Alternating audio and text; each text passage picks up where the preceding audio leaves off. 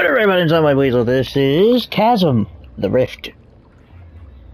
If this seems familiar to you at all, that's because this is an old-ass game.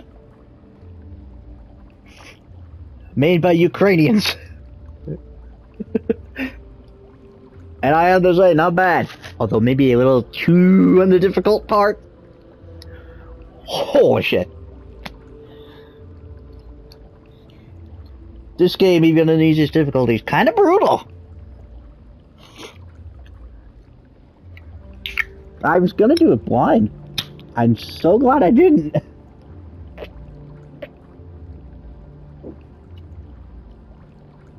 Because this would have been a train wreck.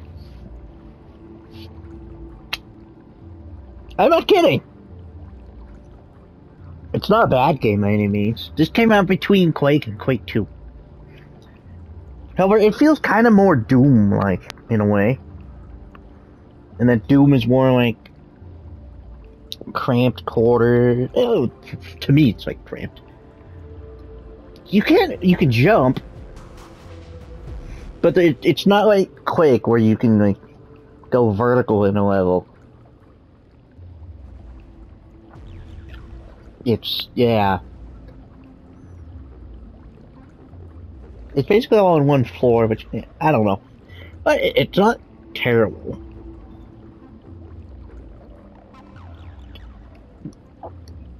It's actually pretty fun. I had fun playing it. There's like 3 extra levels, which I will do too.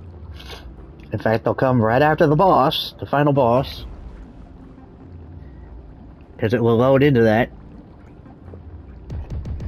Also, I should show you. There's your bindings. Blah. I have aim assist. Excuse me. I have aim assist. Excuse me again. Aim assist off. Motion sensor functional. I don't like that. If you want to do that, fine. I don't. I can't see why you would want to. I don't know why you would ever want to. People who think that's good are stupid. In my opinion. Well, let's not use the stick. Which would be much better than moving your fucking controller around trying to aim. I'm sorry, I always hated that on the Wii. That is primarily why I hate Metroid Prime 3. Besides the fact that I think the story was kind of poop. It felt half-assed. Don't get me wrong, I liked being able to move from planet to planet like that. That part was cool.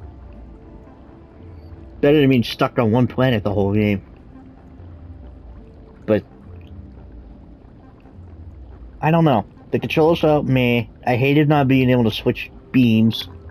Basically just felt like an upgrade to the previous beam. I don't know. Which is why I don't give merit to the trilogy version of Metroid Prime 1 and 2. Because I felt the motion control aspect ruined it. I felt all that ruined it. Whereas the remaster, which I hope they do a remaster of the second game as well. That'd be awesome. If they did the third game, I guess I'd buy it. I mean, I don't like Metroid Prime 3, but I'll still play it.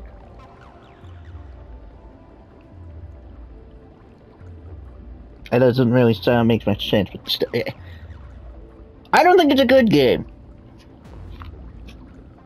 But I still have fun playing it, more or less. I guess, a little bit, I don't know. Either way, and I would love to let's play Metroid Prime 1 for you guys. Which the original plan I had, because there wasn't a remaster at the time, was the original. I thought maybe I would do it 2 ways. Normal playthrough, and again as a sequence breaking playthrough.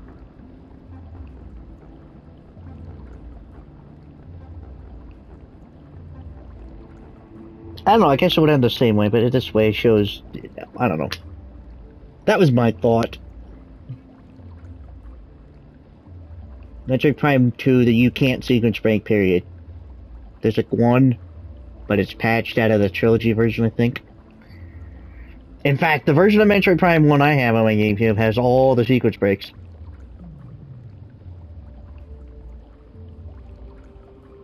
Which I loved being able to do. There's one I do all the time. I get the double jump right away. Instead of waiting until after, like, practically halfway into the game. Just to travel all the way back to the start. The power-up is literally right behind where you land. But you can't reach it until you get a power-up from, like, halfway into the game.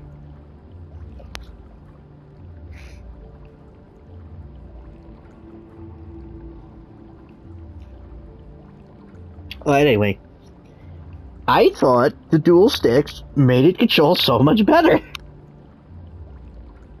I felt that's what it was missing. I always said that would help it. Don't get me wrong, I can use the original control scheme too, but why would I? I feel like if you're gonna play it, you either use the GameCube controls or the dual stick option. Why the hell would you want to aim with your controller beyond me? I mean, I guess if you like that, okay, more power to you.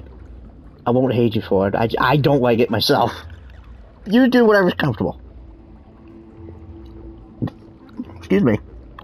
I still hope they remaster the second one, because that was great.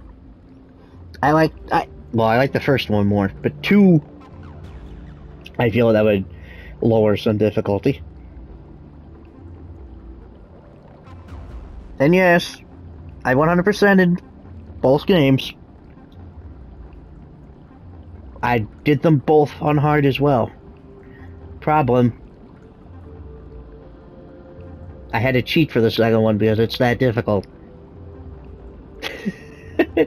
In fact, normal in Metroid Prime 2 is Metroid Prime 1's hard. In fact, in the remaster they added an easy setting. Or casual. I didn't need it, I went straight on the normal. Because that's how I always played it. I'm used to it. It's not that difficult, to be fair. Even in the later parts of it, it's not all that difficult. Except for the phase-on mines, that's fucking... Most areas in the game have at least maybe 3 or 4 save points. Or at least they're close by.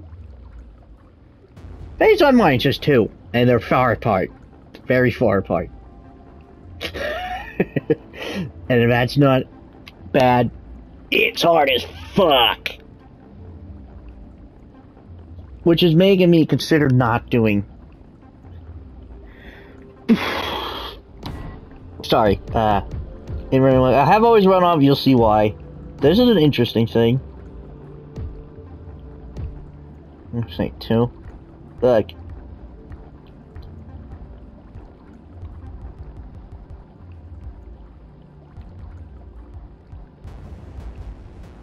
I don't know, I always like that kind of crosshair. That works too.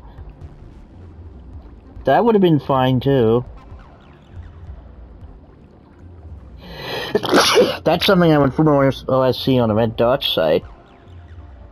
As is that, maybe. I don't know, I could see these all being used if it depended on the weapon. Except there's only 8 of them. And like a review said, yeah, they're kind of bland. I make it green for a reason, because I also like that it does this. Like, you see it cycling through? You can see it clearly. Even in the sky there, you can see it clearly, can't you?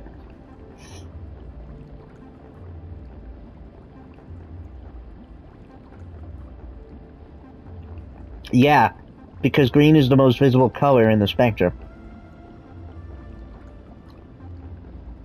I like turning it to green because look how easy that is to see on most backgrounds, including the sky. Red kind of blends in on lighter backgrounds. Like if I looked up the sky, it kind of blends in. White does too. I like to have it green when I can. You can also turn it off if you want. Someone tell me... No, I guess it's not there. But look.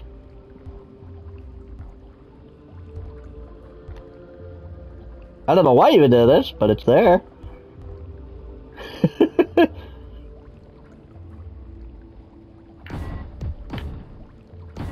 Oh man, I'm thinking of a different game. Oh yeah, they have color modes. I'm guessing if you're colorblind. This. I don't know why you would ever do that. I guess if you're having trouble reading it. I mean, I'm dyslexic. They're even having more trouble.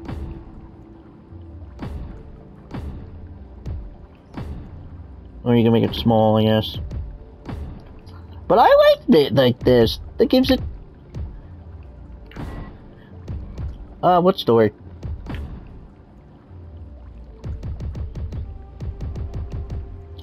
Shit!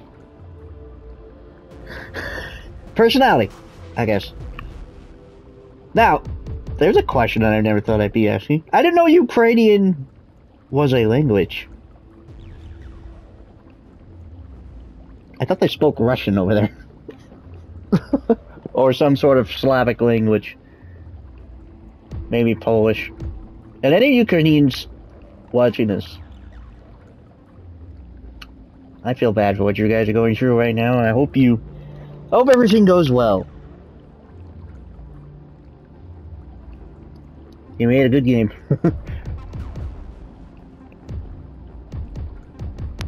What's the difference between Chinese simplified and traditional? I never knew. Also, you'll differentiate between Chinese, but only one type of Portuguese. I'll give you that. I'll also give you the fact that you actually have it in English for the English speakers. Usually, it's written in their native language, which is fine.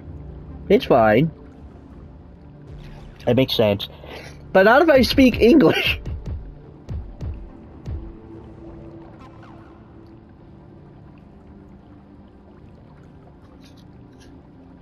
Like, I could probably get through in Spanish. I know a little Spanish. I could probably figure it out. Oh yeah, that's another thing. This game also has... Sorry for these introductions if that annoys you. Maybe I should make these their own... Perhaps I should start making these their own... videos. I don't know, whatever. Actually, no, I will start making them their own videos, because that takes away from gameplay. Because I like to talk like this at the beginning, give my little input before I start playing. I don't know why. I feel like I need to. So next video will actually start. So then I'm on my Bleach Station, I'm in them out.